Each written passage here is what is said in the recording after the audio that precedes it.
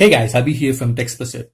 Lately I've not been playing a lot of games, and being a gamer myself, I couldn't stay away from them for long. This time I'm back gaming but on a new device that I bought, and I'm gonna share my gaming experience on the MOTO G5 Plus. Let's get started.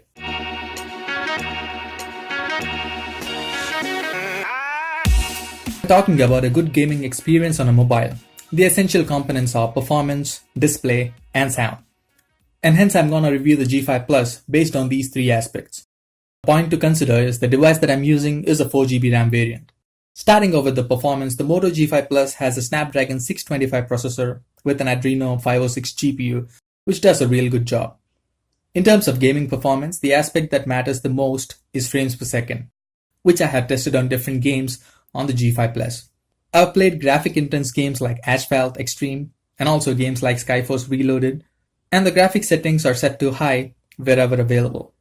It's also worth noting that if you're watching this video below 30 frames per second, the gameplay will be even smoother in real time when compared to the video that you're watching right now. As you can see, Asphalt was rendered with ease at 30 frames per second, and that's exactly what's expected out of the SoC. On the other hand, Implosion had an average frame rate of 40 frames per second. Gameplay at 30 frames per second is pretty decent, and like I mentioned in my other videos, anything around 24 frames per second is really good. Skyforce Reloaded, on the other hand, could attain 60 frames per second. So the G5 Plus can handle the light games with ease. I've tested most of the big titles on the G5 Plus and none of the games had any problems running on the phone. The phone did not have any excessive heating issues during gaming and was normal, like any other device that you would expect. The average CPU usage for the games that I've tested was also around 15%, which is good, and at 15% you won't face any battery draining issues while gaming as well. When compared to flagships, you will not notice any huge difference in the gaming performance apart from minor frame rate differences, which you cannot notice in real-time gaming. So even though it is a budget device, it doesn't feel like one in terms of gaming experience. Moving on to the display, the G5 Plus has a 5.2-inch Full HD screen. Now generally, gaming will be good on bigger screens. People upgrading from smaller screen sizes should not have any problems whatsoever. However, if you're used to bigger size screens, you might want to stick to the same 5.5-inch or above.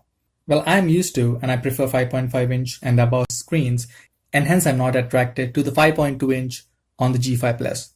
Also, adding to the decreased screen size, it is an IPS LCD. There are no problems with the screen itself, but again, I'm used to AMOLED screens and personally, I prefer them to the IPS LCDs. This opinion again differs from person to person, because I also know people who do not prefer AMOLED screens due to its high saturated colors.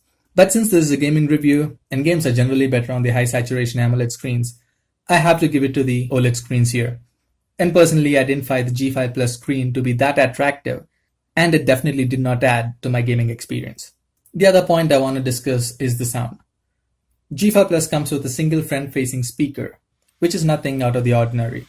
Sound output is normal and it is not that loud when compared to some other phones of its class. So if you're a gamer, even though performance is absolutely fine on the G5 Plus, you might not enjoy gaming to an extent on the G5 Plus, mainly due to its speaker and the smaller LCD screen. Having said that, the phone itself is not bad at all.